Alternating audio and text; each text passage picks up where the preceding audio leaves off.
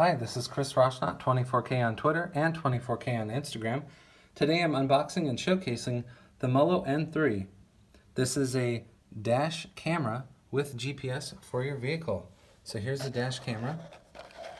What's cool is the silicon inside of this dash camera is made by HiSilicon, which was a part of Huawei Technology. So they make very good chips for mobile devices, this one including.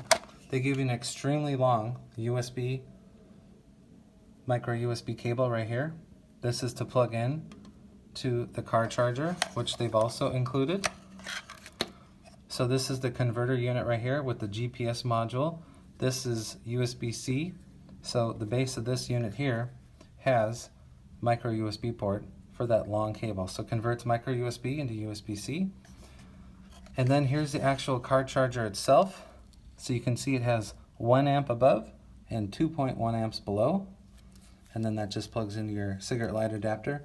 I like how thin this is. A lot of these are super big for no reason. So that's pretty small. And then we'll give you some details of what this has to offer right here.